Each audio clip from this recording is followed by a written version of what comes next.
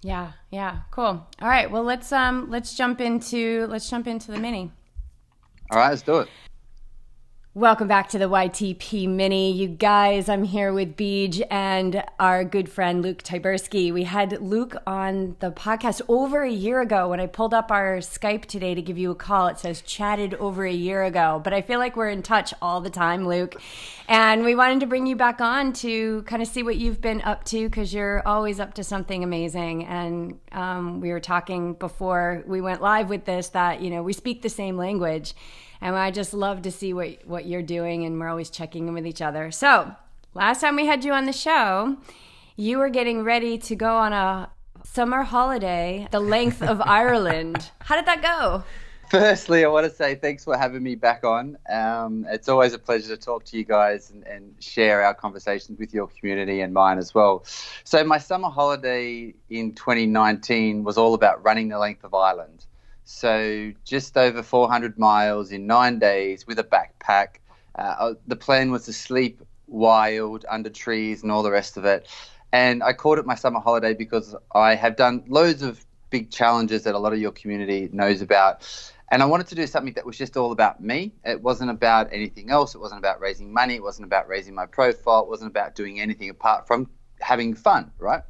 So I understood why I was doing it. My why tree, as we spoke about off air, and that basically goes to three levels. So you've got the superficial whys, which is like the leaves of a tree.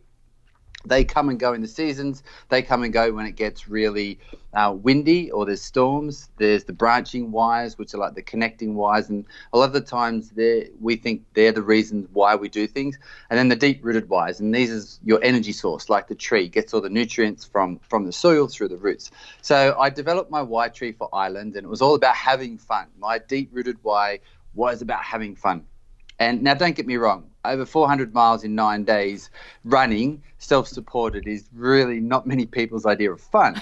But for me, that's what it was. So I went out and I was fit, I was healthy, I had no niggles, I was in a really, really cool place. I stayed at a friend's place about 5 miles from the starting point down south. I had a good night's sleep, ate everything, it was great. And one of the most strangest things I've probably ever experienced in my endurance career, I started this adventure with over 400 miles in front of me in the beautiful surroundings of the most southern tip of Ireland. It was it was beautiful weather, it was beautiful scenery, and the first couple of steps, there was no sort of like big adventure, start of the race, butterflies, euphoria, buzz, whatever you want to call it. There was none of that.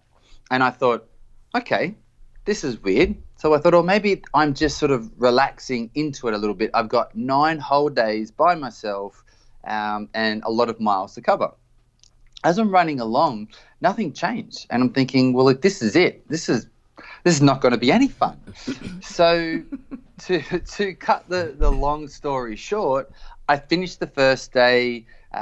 Felt good, beautiful scenery, some of the most amazing scenery that I've ever ran along the coast of these little inlets, up and down rolling hills. I went down some little back roads where I was dodging tractors, not cars, because it was a very farming area, and really just was enjoying the surroundings. But the whole trip, the whole adventure, the whole point of having fun, it wasn't really there. Um, that afternoon, I made a choice to change the adventure because I wasn't having fun after running for 6 or 7 hours. I decided instead of sleeping under a tree, I'm going to stay in a like a bed and breakfast type thing. And it was just so, one, I tried to rejuvenate my passion for this adventure, but also there was a huge, big storm coming through that night. And if anyone watched the inaugural Cork Ironman last year, where they cancelled the swim and only did the bike and the run, it was horrendous conditions. Well, that was my second day of my island run. So poured with rain, loved the weather for some random thing, but I still wasn't having any fun. So fast forward to the end of the third day, I was still in good spirits. I was still putting one foot in front of the other. I was still enjoying my surroundings, but I was really just not having any fun, and I wasn't enjoying it, and I was literally dragging myself through this event that I created, this adventure that I came up with, and I had 4 hours where I thought to myself, I'm not doing this to prove anything. I'm doing this to have fun. That's my deep-rooted why. And I thought, well, why am I doing it? If I'm not having fun, why am I still out here? So I made a decision after about 4 hours of running and about 2 hours of contemplating in the hotel room at the end of day 3 that I'm going to go home. And I booked a flight from Dublin, which was about an hour bus ride away, for the next day, got on a flight and flew back to London. And my island run, the 9-day, 400-mile trip, ended after 3 days and 150 miles of running. And the thing was, I got back, I had no injuries, no nothing. I signed up to a 60-mile race a couple of weeks later, and I did that. So physically I was fine, but I wasn't having any fun, and that was the whole reason why I did it. So I decided to come home. And how was the 60-mile race? It was good. I enjoyed it. Did you have fun? Super fit. I did. Yeah, I did have fun. I ticked along. I ran with a couple of my coaching clients and also a couple of friends. There was a group of us. And then as you sort of go along, we got to about mile 45 and we started to split up. And I did like the last sort of 10 miles by myself and finished. And it was all good. Yeah, I think that's a really brave choice. Did you have any voices that came in when you came home like, oh, you should have stuck with it? Or did you have any backlash, like ego backlash for not completing it? Or were you feeling content with it? I think something that you take many, many months to plan and organize, and because I created the route, and then you spend a lot of time training. I was doing my biggest weeks of running. I think it was 130-mile weeks. I did a couple of just the sort of high end. And I spent a lot of time getting prepared for this, right? Because it was a lot of running. I came back and I thought, I need to sort of have a think about this now I'm taking out of it. And I gave myself 2 weeks because I had 2 weeks before my next run. So it was like, when I start this next race, this next 60-mile race, is when I let go of Ireland. So I had a 2-week window where it's like, okay, I'm going to reflect. I'm going to understand if there was any other reasons why I pulled out. And I did a bit of a deep dive into why I think I wasn't having fun, because that was my whole reason. And during this period of time and longer than 2 weeks, I came to the realization that me as an athlete, one of the things that makes me uniquely me and also extremely mentally strong, like I showcased in the Ultimate Triathlon, my triathlon from Morocco to Monaco in the documentary, was that I'm able to push myself when things get really hard. And the sort of, to put a label on it, how I'm able to do that is I almost like waken my inner animal. So my inner animal is like, people call themselves alter egos, or when it's time to get to work, you roll the sleeves up, however you want to do it. It's when things get really hard and you have a decision to make. You can either give up, give in, slow down, stop, or whatever, or you can roll the sleeves up, you can awaken your inner animal, you can turn on your alter ego, whatever it is, and it's time to get to work. And what I understood from my island run was I left my inner animal at home, so to speak, because I was going in there to have fun. I didn't need it, right? So it was almost like one of those tools that I had in my back pocket that I always take with me everywhere. I left it at home and I forgot about it. So instead of sort of like going, okay, let's turn the inner animal on, let's change this adventure into I'm not having fun, let's just get through it, that tool that I had, I left at home. So personally, that's what I've came to as to one of the reasons why I came home early. And also I think, and this sounds a little bit crazy, but I like pushing myself like that. I like wakening up my inner animal. That's one of the reasons how I enjoy these challenges, is to challenge myself, to challenge my limits, to push myself past them. And I think one of the reasons why I wasn't having fun at the end of the days, which then carried over from the end of day 1 to day 2 to the end of day 2 to day 3, was I wasn't really pushing myself because I was like, I'm supposed to be having fun. Why am I not having fun? I wasn't actually waking my inner animal and saying, let's have some fun, quote unquote, pushing myself for the next few hours, recover, and then do it again tomorrow. So there wasn't so much ego backlash because I sort of made peace with why I came home. But as always in this day and age, there was a little bit of social media backlash from people and some friends and things like that to say, well, if you start something, you got to finish, and you call yourself mentally tough, but you come home and all these type of things and you give up. And it was really intriguing, the amount of negativity I got. But the flip side, there was quite a lot of people who were like, wow, that's really interesting that you're so open as to why you just stopped. You didn't try and push yourself, or you didn't say I had an injury or anything else, that you just said, I'm not having fun, so I came home. Do you think that inner animal is really the inner you? So it's not something else? It's a part of me for sure. I don't think it's I don't think it's the real me, because we've chatted enough, and a lot of people who know me will say that I'm very relaxed. I'm very chilled. I'm an Aussie. As people say, if I'm any more laid back, I'd be horizontal. But so the inner animal is this really dedicated and focused individual.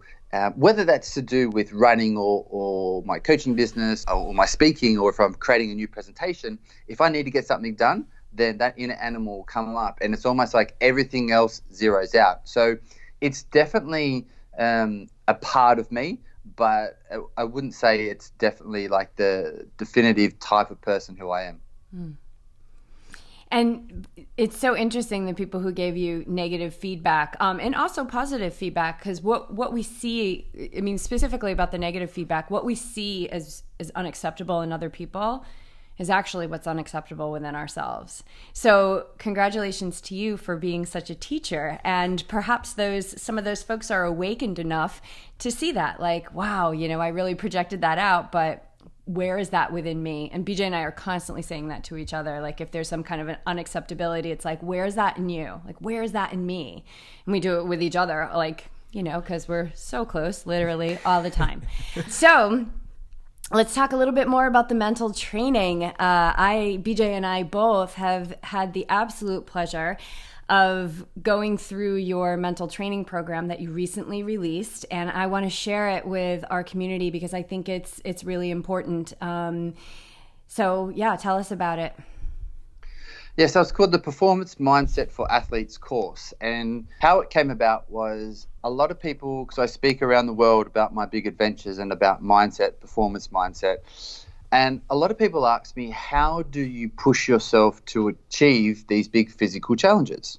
And I speak about different things that I come up with, like the why tree we just talked about before I start a big challenge. The inner animal is another one, plus these loads of different principles and thought processes and exercises I do before I do these big challenges. So I kept being asked, you should write a book, you should write a book, you should write a book and help people, not just the people, the audience that you speak in front of. So I thought, this is a great idea. So I started to write this book out the start of last year. I took myself away for a couple of weeks to write. And then I realized it's not a book, it's a course, because there's too many how-tos, so to speak, too much meat on the bones. So I shifted and I turned it into this course where it's quite literally how I'm able to push my mind and my body to the limits that I have done.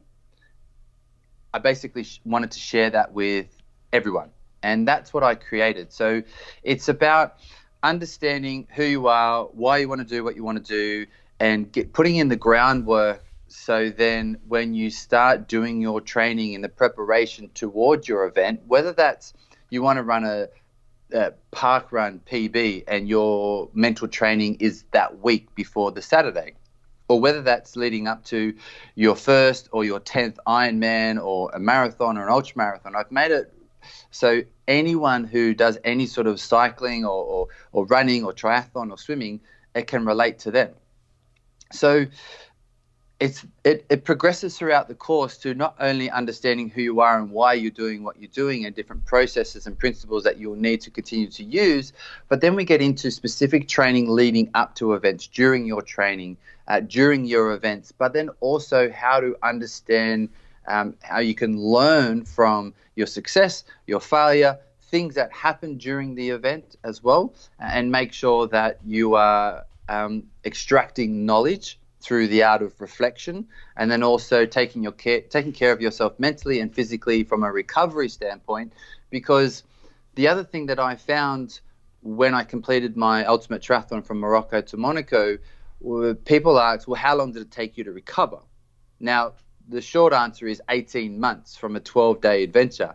The long answer is in my book, Chasing Extreme. Right. But nice little plug in there. But so I wanted to give people the information that I've gained from a education standpoint with an exercise science degree, alongside my anecdotal sort of experience from my own life experience from these 18 months of recovery from completely being exhausted, to simple techniques to use to recover physically, but also mentally and emotionally. So this whole narrative from understanding who you are, why you do what you want to do, why you want to achieve those goals, and then the mental tools, the processes, the principles to follow throughout that journey to finishing the race, but then understanding what you learnt from it, and then as well as taking care of your body to recover, so then you can go again. I'm going to say that's where we find our athletes a lot. They fall off. They do the event, and that big drop. They don't have maybe the tools necessary. A huge aspect in your program is to help people after this big life-changing experience. And I love the way that it's presented. So it's all these different parts. And when I first loaded it, I was like, whoa, this thing's going to take months. But it's like, it's going to take the rest of your life, because it's something you can keep going back to and keep going back to and keep going back to. Like, you're stuck on something, you're stuck in a complaint, you're stuck in a negative thought, like, go to the reframe, right? Mm-hmm. And just go back and watch these videos. So I think what I love about it is, it's not a one and done. It's something you can continue to revisit time and time again. And I've already used it, my friend. I've already used the Y tree the other day when I did not want to go out for my run. And I went through my leaves and my branches and my really strong, deep rooted reason of why I want to run 100 miles. And it's because I want to continue to show myself and others, and I don't mean that in an ego way, that we are limitless.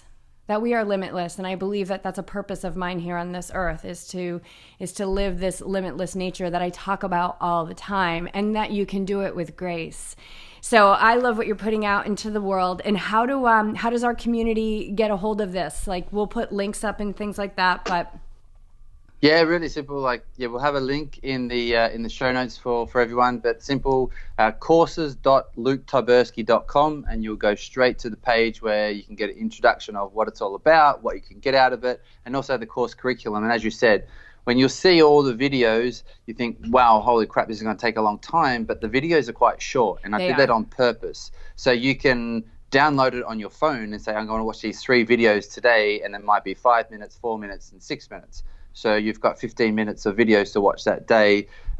You can leave comments, which you already have done. They go straight to me. You have end of module workbooks, quotes, and summaries and things like that. So you can have all these documents stored on your phone or on your computer where you can go back to as a resource. And that was one of the things that I really wanted to make sure that people got value, not just when they do the course, but after a race, building up to the next race, the next year, the next season, and taking the concepts and the principles out of what they do on a daily basis in their training and put it into their everyday life.